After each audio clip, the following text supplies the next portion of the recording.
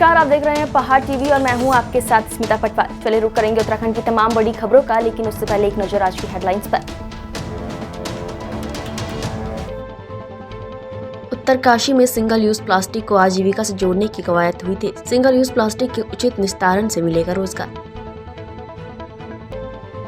डोईवाला में व्यापारी के घर दिन दहाड़े डकैती से हड़कंप, दहशत में लोग।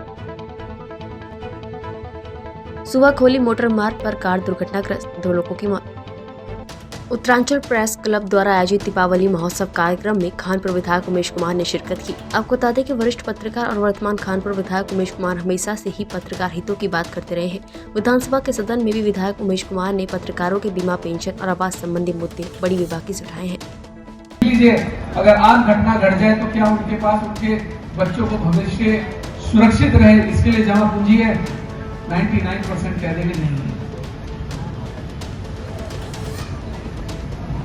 रोज कुआं खोदता है, रोज पीता है, ये सच्चाई है। हम चाहे अपने को कितना 30 मार्क का समझ लें, हम पत्रकार अपने को समझते हैं हम तो खुदा हो गए, ऐसा नहीं है। जमीन सरकती है 2 मिनट में तो कोई आगे पीछे पूछने वाला भी नहीं होता। मैं तो खुद अपने आप कितनी बार ऐसे दौर से गुजरा हूं जब मेरे परिवार के साथ एक आदमी खड़ा होने वाला भी नहीं था। घर की मुर्गियां की गई, इनाम रख दिया गया, वांटेड डिक्लेयर कर दिए गए, घर तोड़ दिए गए, ईडी कर दी गई, सीबीआई कर दी गई, फेमा कर दिया गया, 2 बार राजद्रोह लगा दिया गया, देहरादून से लेके रांची तक की जेल दिखा दी गई। फिर कहते हैं पत्रकार का साथी खुद पत्रकार ही नहीं होता। मैं आपको सच बता रहा हूं, ईमानदारी की बात है, क्योंकि हर कोई ये सोचता है यार मैं क्यों अपना हाथ जलाऊं, मेरे भी बाल बच्चे हैं।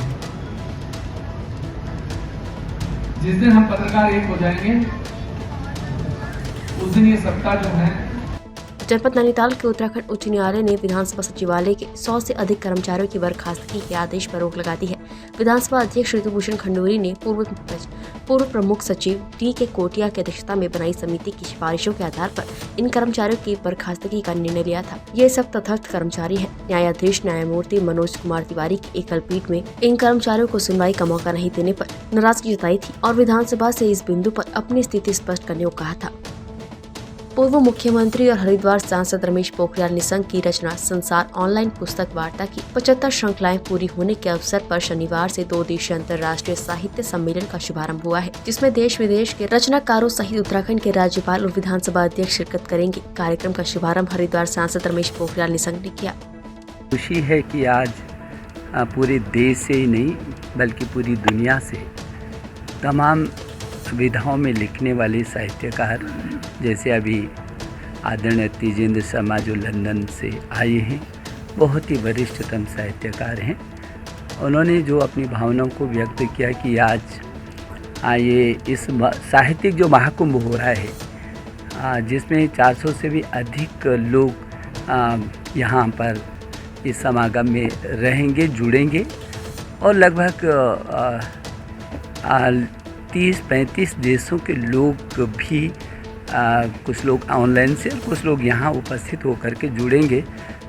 तो साहित्य पर चर्चा होगी और वो भी माँ गंगा के तट पर और पूज्य स्वामी जी के सानिध्य में। ये बहुत अद्भुत क्षण है मेरे लिए भी, कि जब मैं अपने वरिष्ठ लोगों का सानिध्य प्राप्त कर सकूँगा।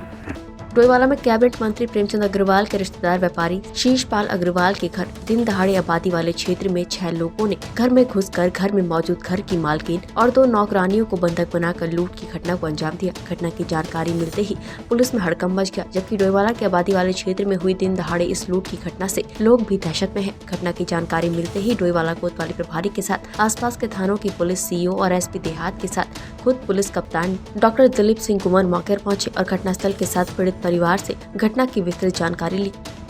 उन्होंने क्या करा? मेरा गला पकड़ा है, फिर क्या तुम्हारा बेटा हमारे उसमें है कब्जे में, कि चुप रहो तुम बस। उन्होंने चाकू दिखाया, पिस्तौल दिखाई। पिस्टल भी दी? हाँ जी। आप लोग कितने थे उसमें? मैं थी, 2 काम वाले थे। वो लोग कितने लगे होंगे? वो 6 जने थे। 6 थे? हाँ जी। पूरा घर काम वाला होगा? हाँ जी, हाँ जी, पूरा। क्या फिर गोल्ड भी ले गए, पैसा भी ले गए? हाँ जी, जो था घर में सब कुछ ले गए। ममता। बहुत बड़ी दुखद घटना है और बहुत ही मतलब एक झकझोर देने वाली घटना है जो इस शहर में होते हुए और एक व्यापारी के साथ जो ऐसा ये हुआ है हादसा। और मेरी हालांकि पुलिस प्रशासन पूरी अपनी मुस्तैदी से लगा है, लेकिन मेरी फिर भी जल्दी से जल्दी ये वो है कि ये अपना खुलासा करें ताकि व्यापारियों के अंदर जो डर है, जो लोगों को गृहिणियों को घर में डर है, वो दूर हो और अपराधी पकड़ने के साथ साथ पुलिस अपनी गश्त बढ़ाए ताकि दोबारा ऐसा हादसा ना होने पाए। 12 से 1 के बीच घटना घटित होना बताया जा रहा है और इसमें हमारी 5 टीमें लग गई हैं। एक एक बिंदु को, एक एक चीज़ को हम लोग बहुत गहराई से देख रहे हैं और बहुत जल्दी इस मामले का खुलासा किया जाएगा। इसका आकलन कर रहे हैं, इसका आकलन कर रहे हैं, लोग कर रहे हैं, हम भी देख रहे हैं।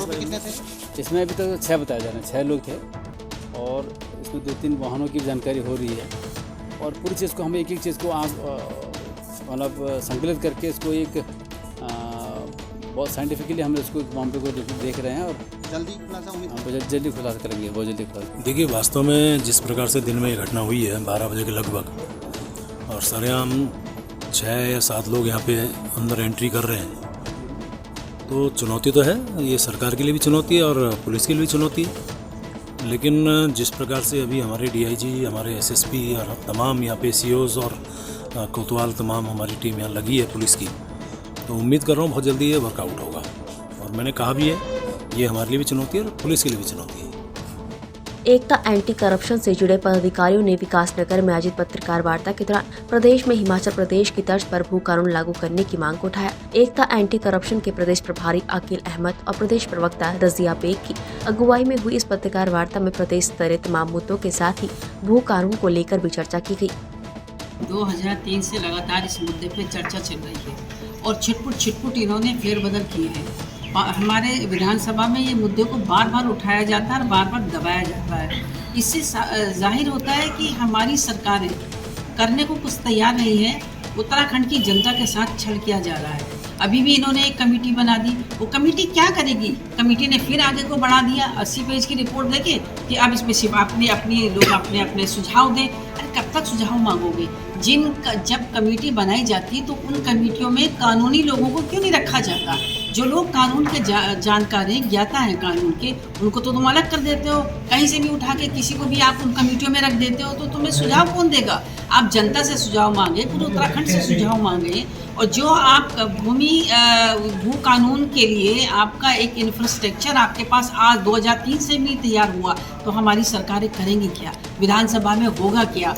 जैसे कि हिमाचल की तर्ज पे आपको भू कानून को लागू करना चाहिए। हम तो डिमांड इस बात की कर रहे हैं कि हिमाचल की तर्ज पे करें आप। उसमें दिक्कत क्या है तुम लोगों को? देखिए, कानून को लेकर उत्तराखंड में जो है, जब कांग्रेस की सरकार थी ND तिवारी जी की, तो उस समय जो है एक आवाज़ उठी थी उत्तराखंड से कि यहाँ पे जो है बाहर के लोगों के लिए प्रतिबंध लगना चाहिए। तो उस समय जो है सरकार में 2003 में तिवारी जी की सरकार में 500 मीटर जो है वर्ग मीटर के लिए ये आदेश जो है कानून बनाया गया था कि भाई 500 मीटर ही बाहर का व्यक्ति ले पाएगा। तो उसके बाद जो है जमीनों का काम तो उस समय धड़ेले चला, जिस पर्पज के कारण जो है ये कहा गया था कि बाहर के लोगों को यहाँ पे जो है जो भूमाफिया उत्तराखंड में आ रहे थे उनको रोका जाए। तो काम तो रुक नहीं पाया, उस समय भी लगातार चला जबरदस्त तरीके से। उसके बाद फिर 2007 में जब सरकार आई BJP की, तो बहुजन खंडूरी जी ने जो है उसको घटा के 500 से 250 वर्ग मीटर कर दिया था कि बाहर का व्यक्ति इतनी जमीन ले सकता है। लेकिन उसमें ये नहीं करा कि जो है एक परिवार से एक ही व्यक्ति ले सकता है, जो क्योंकि अगर ये खुला होता तो उसमें जो है कहीं लिखा हुआ नहीं है, ऐसा है। अब क्या है कि एक ही परिवार के 4 लोग अगर हैं तो वो 250 वर्ग मीटर ज़मीन जो है एक ही टुकड़े को अगल बगल करके ले रहे हैं और मकान के नाम पर लिया जा रहा जो है, लेकिन मकान ना बना के उसमें व्यापार किया जा रहा है। जो है कहीं जो है बिल्डिंग बनाई जा रही है, कहीं हॉस्टल बनाए जा रहे हैं, कहीं जो है रेंटल जो है बिल्डिंग बन रही है और कहीं जो है आपको जो है ये जो किराए का फैक्ट्री वगैरह को जो है फैक्ट्री वालों के लिए गोदाम वगैरह बना के जो है पूरा बिजली चल रहा है। कहने का मतलब ये है कि ये व्यापार चल रहा है। केदारनाथ धाम में बर्फबारी शुरू होने के साथ ही कड़ाके की ठंड पड़ने लगी है। ऐसे में जिला प्रशासन ने श्रद्धालुओं से अपील की कि गर्म कपड़ों के साथ ही बाबा केदार के दर्शनों के लिए आए। वही सबसे बड़ी बात यह है कि केदारनाथ धाम में दर्शनों के लिए पहुंचने वाले श्रद्धालुओं की संख्या ने पुराने सभी रिकॉर्ड तोड़ दिए हैं। केदारनाथ धाम की 2022 की यात्रा में अभी तक 14.5 लाख यात्री करीबन धाम में दर्शन कर चुके हैं और अभी भी काफ़ी दिन बचे हैं, यात्रा समाप्ति होगी। कपाट 27 अक्टूबर को बंद होने हैं। अभी मौसम भी वहाँ पे काफ़ी ठंडा हो गया है, तो सभी यात्रियों से अनुरोध है कि जो यात्रा पे आ रहे हैं वो सफिशिएंट अपने साथ गर्म कपड़े लेकर आएँ। और इसके साथ ही मौसम कभी कभी ख़राब भी होता है, तो उसके लिए पूरी प्रिपरेशन करके ही विज़िट करें। इसके साथ ही हमने ये सुनिश्चित करा है कि यात्रा पूरे जो हमारे करीबन 6 महीने चली है उसमें हमारे शौचालय, पानी, रहने के जो रेन शेड्स हैं, टेलीफोन की कनेक्टिविटी है आदि जितनी भी व्यवस्थाएं सुचारू कर सकते थे उसको काफ़ी ओवर द टाइम इम्प्रूव भी किया है। और ये किसी भी यात्री को किसी तरह की कोई दिक्कत ना हो, इसके लिए पूरी तैयारी की है। जनपद उधम सिंह नगर के खटीमा शहर में नगर पालिका परिषद द्वारा शहर के अंदर गंदगी फैलाने वाले और सिंगल यूज प्लास्टिक का इस्तेमाल करने वाले व्यापारियों के खिलाफ शासन प्रशासन के आदेश पर छापेमारी अभियान चलाया गया, साथ ही उनके चालान भी काटे गए। आपको बता दें कि सिंगल यूज प्लास्टिक और शहर के अंदर जगह जगह गंदगी फैलाने वाले व्यापारियों के खिलाफ शासन प्रशासन के सख्त आदेश के क्रम में ये अभियान चलाया जा रहा है। माननीय जिलाधिकारी महोदय के निर्देशन पर शहर में साफ सफाई, सिंगल यूज प्लास्टिक के संबंध में छापेमारी की जा रही है। इसमें अधिशासी अधिकारी द्वारा गठित टीम द्वारा ये छापेमारी की जा रही है। ये आगे भी निरंतर जारी है। बीते शुक्रवार को सितारगंज क्षेत्र के सिसैया गांव में सरकारी अनाज की कालाबाजारी की शिकायत पर सितारगंज प्रशासन द्वारा एक गोदाम में छापेमारी की गई, जिसके बाद उप जिलाधिकारी तुषार सैनी ने गोदाम को सील कर दिया। वहीं पूर्ति निरीक्षक, वरिष्ठ अधिकारी और तहसीलदार जगमोहन त्रिपाठी की टीम मौके पर पहुंची। इसके बाद गोदाम की जांच की गई, जिसमें लगभग 200 कट्टे गेहूं और लाही के पाए गए थे। वहीं गोदाम मालिक राशन भंडारण के दस्तावेज मांगे गए, लेकिन गोदाम मालिक राशन भंडारण के पुराने कागजात दिखाता रहा। नए कागजात दिखाने में नाकामयाब रहा, जिसके बाद प्रशासन ने गोदाम मालिक को 1 दिन का समय दिया, लेकिन 1 दिन का समय बीतने के बाद भी गोदाम मालिक कागजात नहीं दिखा पाया। जिसके बाद अधिकारी जांच रिपोर्ट को उच्च अधिकारियों के समक्ष पेश करने की बात कह रहे हैं। क्षेत्र की ये घटना है जहाँ पे लगभग 200 कट्टे चावल, गेहूं और लाई का भंडारण मिला था। इसमें हमने एसएमआई और खाद्य जो हमारे निरीक्षक हैं इनको बुला के इनके सुपुर्द जो है पूरा गोदाम किया है। इसकी जांच चल रही है, जिसमें कुछ सरकारी कट्टे और गेहूं जो है मिला है। अब कोई आगे की कार्रवाई जारी है। हम इनसे जो संबंधित विभाग है इनसे रिपोर्ट ले रहे हैं, जो रिपोर्ट आएगी उसके अकॉर्डिंग आगे की कार्रवाई नियमानुसार की जाएगी। पहले सिसैया क्षेत्र के चक्की व्यवसायी जिनके पास सेलर, चक्की, तेल का व्यवसाय भी करते हैं, उनके यहाँ खाद्यान्न का क्रय विक्रय किया जाता है, ऐसी जानकारी प्राप्त हुई थी, जिसको एसडीएम साहब के द्वारा उसके गोदाम को सील किया गया। अगले दिन एसएमआई साहब, हम तहसीलदार महोदय और एसडीएम साहब के द्वारा टीम के रूप में उस गोडाउन को खोला गया और वहाँ पर रखे हुए खाद्यान्न का विवेचना की गई। देखा गया, पाया गया कि वो खाद्यान्न अलग अलग राज्यों के जो बारदाना है उन कट्टों में रखा हुआ था और उनका स्टैंडर्ड वेट भी मानक से इतर था।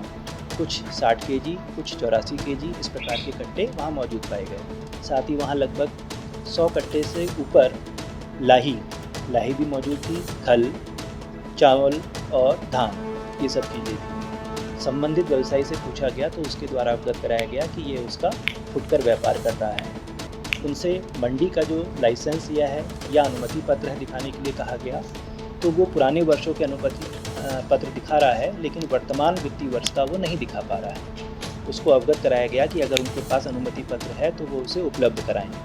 वाल्मीकि शोभा यात्रा निकालने को लेकर वाल्मीकि समाज और प्रशासन की करीब 7 घंटे तक चली जद्दोजहद तक तनाव बना रहा। शोभा यात्रा निकालने की अनुमति न मिलने पर वाल्मीकि समाज के लोगों ने पुलिस प्रशासन के खिलाफ जमकर नारेबाजी भी की। कई बार टकराव की स्थिति के आसार भी बने, मगर एसडीएम रुड़की और सीओ मंगलौर ने बड़ी सूझबूझ के चलते स्थिति पर काबू पाया। मंगलौर सीओ पंकज गैरोला और एसडीएम विजय नाथ शुक्ला ने कड़ी मशक्कत से लोगों को समझा बुझा कर शांत किया। अनुमति नहीं मिलने को लेकर समाज के लोगों ने पुलिस प्रशासन मुर्दाबाद के नारे भी लगाए। देर रात तक चले इस हाई प्रोफाइल ड्रामे के बाद प्रशासन ने देर शाम धारा 144 लागू कर दी। धारा 144 लगने के बाद पूरे लंडोरा कस्बे को छावनी में तब्दील कर दिया गया।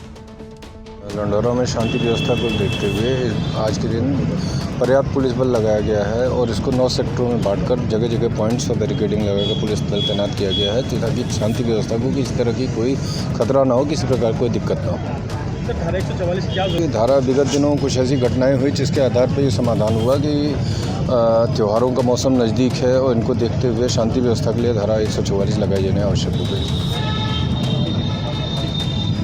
जनपद उधम सिंह नगर के विद्युत उपखंड किच्छा के एसडीओ डीसी दुरानी ने कोतवाली पुलिस को तहरीर सौंपकर कांग्रेस के प्रदेश प्रवक्ता और पूर्व मुख्यमंत्री के सलाहकार गणेश उपाध्याय के खिलाफ कार्रवाई करने की मांग की। एसडीओ डीसी दुरानी ने कहा कि बीती 13 अक्टूबर को शांतिपुरी निवासी गणेश उपाध्याय द्वारा कार्यालय और कार्यालय के बाहर अभद्र भाषा का प्रयोग किया गया। यही नहीं, उन्होंने राजनीतिक पहुंच का हवाला देते हुए विजिलेंस को रुपए देकर पकड़वाने की धमकी दी, जो कि मानसिक उत्पीड़न का विषय है। अधिकारी ने उक्त प्रकरण में कानूनी कार्रवाई की मांग की है। वहीं कांग्रेस प्रदेश प्रवक्ता गणेश उपाध्याय ने कांग्रेस नेताओं के साथ कोतवाली पहुंचकर एसडीओ के खिलाफ तहरीर सौंपकर उचित कार्रवाई की मांग की है। ये यहाँ के जो एसडीओ हैं प्रभारी दिनेश चंद्र गुरबानी, उन्होंने तहरीर दी है कि वो अपने ऑफिस में मौजूद थे, तब ये गणेश उपाध्याय अपने साथ कुछ लोगों को लेकर आया और उनके साथ गाली गलौज करते हुए उनसे अवस्था की गई है और फाइल वगैरह खरीद दी, इससे सरकारी कार्रवाई बाधा हुआ है।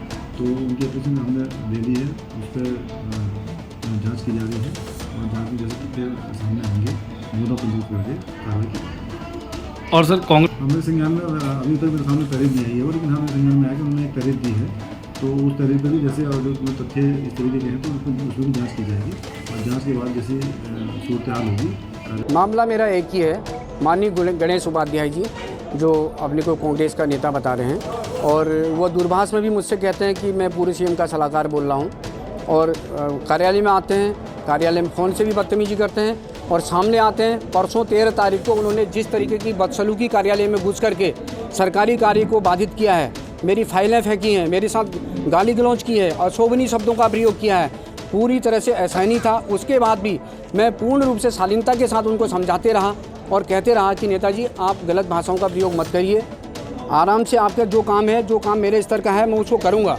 लेकिन उसके बाद भी वो समझने को तैयार नहीं। वो कह रहे मैं आपके खिलाफ कार्रवाई करूँगा, आपको छोड़ूंगा नहीं। तू ता रेरा की भाषाएं, गाली गलौज, ऐसी भाषाएं जिनको मैं यहाँ पर बोल नहीं सकता हूँ, ऐसी भाषाओं का उन्होंने प्रयोग किया है। और आप सब लोग मुझे जानते हैं इतने समय से, अगर कहीं आपको कुछ पुलिस प्रशासन से कि निष्पक्ष रूप से ऐसे लोगों को सबक मिलना चाहिए जो सरकारी कार्य को बाधित करें और अशोभनीय भाषाओं का, गंदी भाषाओं का प्रयोग करके गाली गलौज का वो करें बिना किसी मतलब के। मेरा कोई गणेश उपाध्याय जी से कोई मेरा रंजिश नहीं है, न मेरा, मैं उनका, अगर वो नेताजी हैं मैं उनका पूरा सम्मान तब भी करता था, आज भी करता हूँ। वो जितनी गाली गलौज बकना चाहे बगें, जो गलत काम करना चाहे, मेरे खिलाफ तहरीर देना चाहे दें, मुझे कोई दिक्कत नहीं है।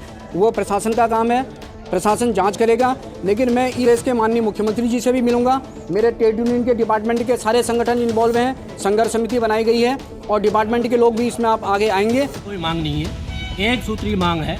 जिस आदमी ने एसडीओ के साथ अभद्रता की उसके खिलाफ कार्रवाई हो, उसे गिरफ्तार किया।